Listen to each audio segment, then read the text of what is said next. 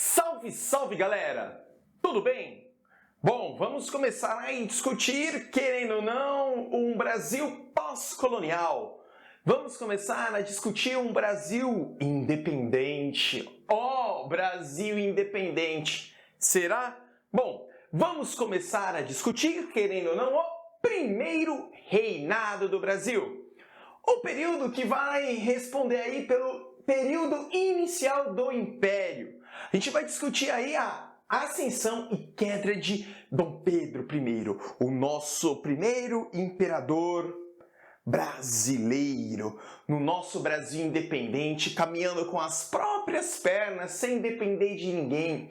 Um discurso super positivo para o povo. Ah, que bom seria se fosse verdade o que eu acabei de falar.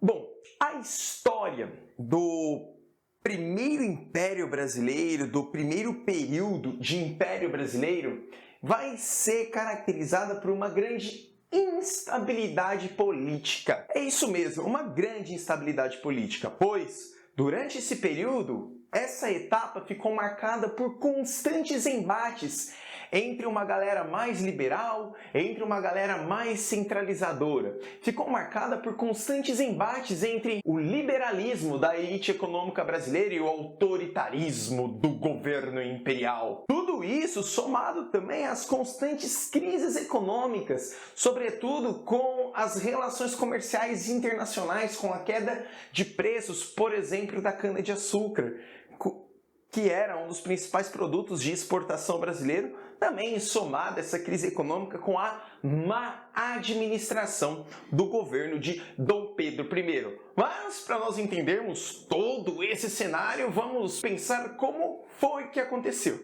O período inicial, digamos, do Império Brasileiro vai ser marcado aí pela Assembleia Constituinte de 1823, que já havia sido convocada no ano anterior, no ano da independência, no ano de 1822, onde lá José Bonifácio, o patriarca da independência, escreve bonitinha a carta, e no ano de 1823, digamos no ano 1 do Brasil independente, os deputados de fato se reúnem na Assembleia Constituinte e vão começar a discutir essa carta, o que viria a ser a primeira Constituição do Brasil.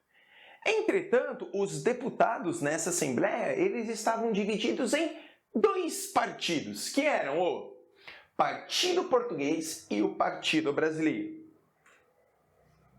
Amigo, você já deve estar pensando, Partido Português vai defender os interesses dos portugueses e o Partido Brasileiro vai defender o interesse dos brasileiros.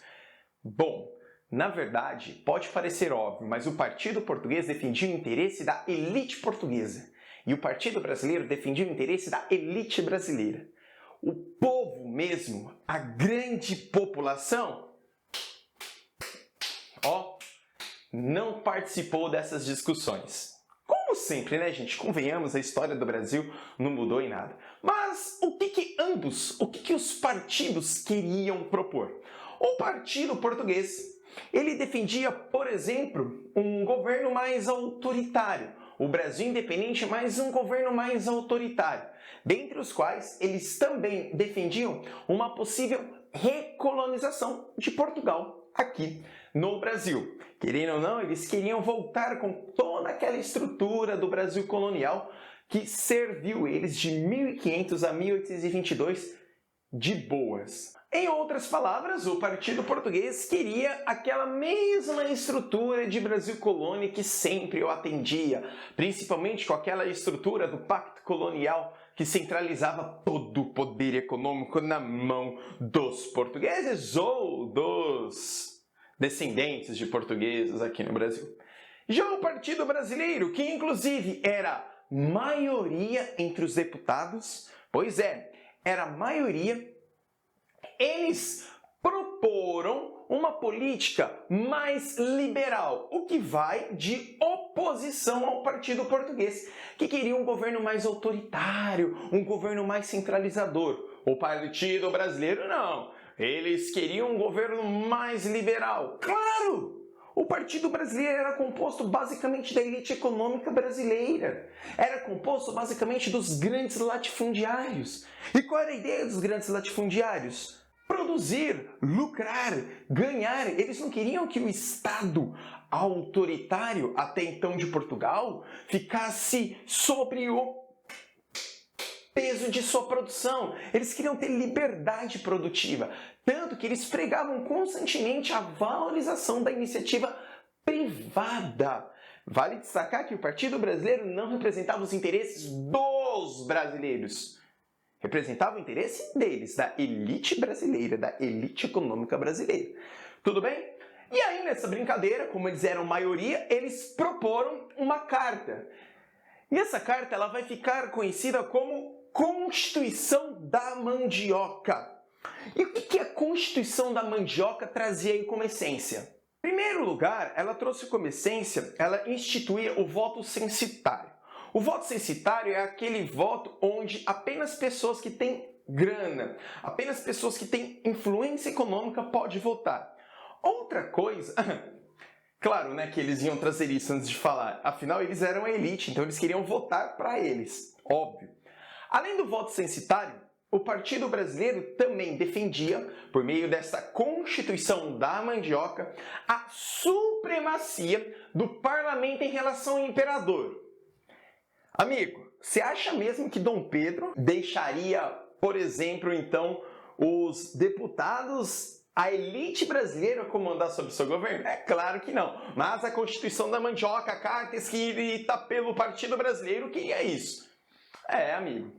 E outra coisa que eles pregavam também nessa Constituição era a plena liberdade econômica. Eles não queriam, de fato, que o Estado ficasse interferindo sobre a sua produção. Eles não queriam que o Estado controlasse, regulamentasse a sua produção. E, óbvio, em último, e também, pensando nessa sequência, eles também pregavam a iniciativa privada. Veja só que são, por exemplo, discursos iluministas sobre o Partido Brasileiro. O discurso iluminista estava muito em pauta na Europa nesse mesmo momento, que era exatamente o oposto ao que o Partido Português queria. E aí, o que vai acontecer na sequência? Eles proporam essa Constituição da Mandioca. Óbvio, gente, óbvio que eles estavam lá discutindo isso, vamos lá, voto censitário, liberdade econômica, propriedade privada, a gente vai mandar no imperador, supremacia do parlamento sobre o imperador. É óbvio que Dom Pedro I não aceitou isso. Tanto que ele manda suas tropas cercar a Assembleia Constituinte durante a noite de discussões, que fica conhecido como Noite da Agonia para os deputados do Partido Brasileiro, aquela tensão, manda cercar, mas mesmo assim eles continuam na madrugada discutindo isso. Aí você deve pensar, olha, que heróis discutiram mesmo com a Assembleia cercada. Dom Pedro colocou e o Partido Brasileiro conseguiu, por luta, colocar a sua Constituição. Pois é, eles colocaram durante algumas horas. Pois já no dia seguinte, Dom Pedro vai convocar o Conselho de Estado, que aí são seus trutas. É a galera próxima, é a galera, querendo ou não, é do time do imperador, é do time de Dom Pedro.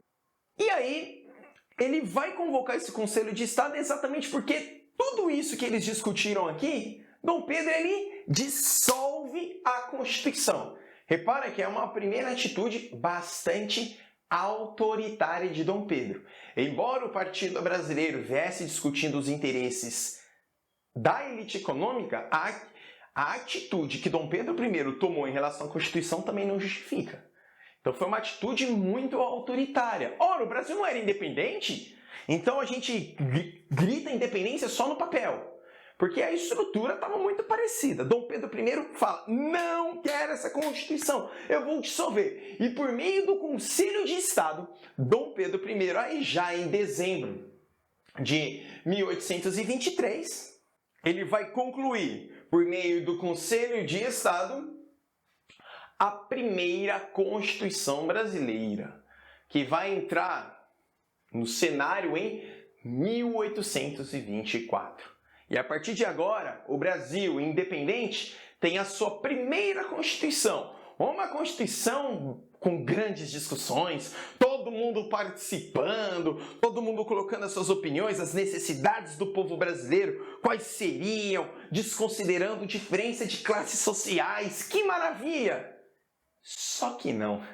Amigo, só que não. A primeira Constituição brasileira, amigos, que é a Constituição de 1824, foi um texto ortogado. Ou seja, em outras palavras, sim. Tiraram o juridiquês aqui de lado. Um texto ortogado é um texto imposto. E quem impôs essa Constituição? Dom Pedro I. Aí eu fiz esse desenho, ó, ele aqui, ó, sobre o povo brasileiro, ó, pesando. E aí aqui a Constituição. É isso aí, gente. O povo brasileiro com peso nas pernas. Pois é, a nossa primeira Constituição do Brasil independente foi um texto ortogado. Esse texto ortogado foi um texto imposto. E sabe qual é louco? Porque embora a Constituição tinha ideias liberais, a prática dela era extremamente autoritária. A Carta de 1824 era extremamente autoritária. E ela contradizia o que estava escrito lá. E querendo ou não, a maior parte do texto aí acabou sendo escrito pelo Partido Brasileiro. É claro que essas ideias aqui pensadas pela Constituição da Mandioca, Dom Pedro ele pegou algumas coisinhas que a gente já vai falando. E essa Constituição vai tornar, por exemplo, Dom Pedro I uma espécie de soberano absolutista. O Brasil sempre está atrás na história. Meu Deus, cara, porque enquanto a Europa estava discutindo exatamente a derrubada do absolutismo, aqui no Brasil estava se iniciando o absolutismo por meio da sua Constituição. Meu Deus, cara! E é tão louco que a medida, digamos, mais significativa dessa carta autoritária foi a colocação de um quarto poder. Quarto poder, o Estado brasileiro, ele era organizado aí, já seguindo os pressupostos de Montesquieu, já era organizado em poder executivo, legislativo, judiciário, onde esses poderes agiam de maneira independente, exatamente para equilibrar o poder do nosso Estado. Olha que coisa linda! Mas isso, Dom Pedro olhou e falou, nequetipiriba, nós não vamos ter isso aqui não. Aqui no Brasil nós vamos colocar um quarto poder. Um quarto poder que vai ser o poder moderador, grandes mestres. O poder moderador foi um artifício encontrado para Dom Pedro para dar a ele, apenas ele, mais nada, ninguém, a ele, poderes absolutos sobre os outros poderes. Por exemplo, por meio do poder moderador, ele podia nomear pessoalmente senadores. Por meio do poder moderador, Dom Pedro I podia, por exemplo, dissolver a Câmara dos Deputados. Ele falou, não quero mais isso, deixa eu aqui discutir o rolê. Ele podia, por exemplo, em cima do poder moderador, também convocar reuniões extraordinárias, quando ele bem entendesse, e também, olha só, afastar juízes a seu bel prazer. Então, o juiz não atendeu a minha necessidade, afasta. Gente, essa primeira Constituição brasileira não é do Brasil. Essa primeira Constituição brasileira é a Constituição de Dom Pedro. Ele não só ortogou, como ele criou um novo poder que dava plenos poderes a ele. Ou seja, o Brasil só funcionava se Dom Pedro estivesse de boa. Se ele se estressasse, aí as coisas iam de acordo com as necessidades dele. Rapaz, isso é muito louco. E aí eu vou trazer para vocês o texto, Vou trazer para vocês o texto que foi colocado na Constituição de 1824. É o artigo 98, num parágrafo bem curto, que apresenta o poder moderador na Constituição de 1824. E esse artigo, ele vai dizer o seguinte, olha só, olha como eu gravei o que ele escreveu, eu posso até me tornar advogado. Aproxima aí, câmera, vamos lá. O poder moderador é a chave de toda a organização política. Toda a organização política. E é delegado privativamente ao imperador. Para que, incessantemente, vele sobre a independência, equilibrando a harmonia entre todos os poderes. O texto desse poder moderador, vale destacar que eu coloquei aqui para vocês o artigo 98, tem palavras dentro disso que não tem nada a ver com uma discussão de independência, uma discussão que o Brasil estava caminhando. Tudo era o imperador que mandava para velar a independência e equilibrar as harmonias. Mas você equilibra as harmonias entre os poderes, mandando sobre os poderes?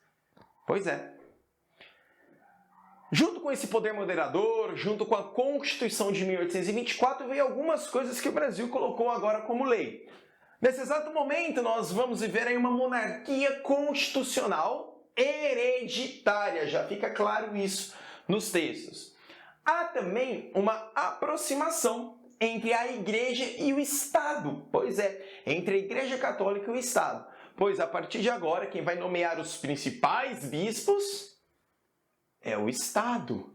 Meu Deus, isso é uma discussão muito autoritária, mas tudo bem. Traz também aí o voto aberto e censitário. Eu não coloquei aqui, mas vale destacar. Então aquela discussão ali do Partido Brasileiro, dos votos censitários, de deixar apenas a elite da elite votar, isso aí Dom Pedro falou, pois é, elite da elite é inteligente, sabe votar. O povão não entende dessas coisas, vamos deixar ele de lado aí. Meu Deus! A gente começa a entender as coisas que levam, a gente começa a entender o porquê o Brasil é do jeito que é. Meu Deus, as coisas não aconteceram hoje, as coisas são colocadas, as coisas foram impostas. O voto passa a ser aberto. Esse lance do voto aberto trouxe uma grande insatisfação popular. O voto aberto é aquele voto não secreto. Todo mundo sabia em quem ia votar, então imagina, os seus interesses acabavam ficando muito evidentes quando você votava de maneira aberta. E outra coisa que ele vai colocar também é a centralização das províncias brasileiras sobre o seu comando. Que autoritarismo! Meu Deus, Dom Pedro tomou uma proporção absurda. E veja só, para finalizar esta primeira parte da aula, eu, como já apontei, trouxe isso. Então, o primeiro reinado brasileiro ele vai ser caracterizado por isso daqui. Dom Pedro, com a sua Constituição, um chicote na mão, mandando no Brasil. Quer dizer, no povão, né, velho? Porque a elite, ela sofre, mas não sofre daquele jeito. Seja bem-vindo, Brasil, à sua independência. Seja bem-vindo, Brasil, ao Império. Muito, muito obrigado, galera. Valeu demais. Beijos no coração de vocês. E lembre-se, juntos somos mais fortes. Não esqueça de acompanhar as aulas. E, importante, para começar a entender bem o Império, assista às aulas de Brasil Colônia, que aí muitas coisas vão fazer sentido para vocês. Tá bom? Um beijo, galera, e até já já. Valeu! É nóis!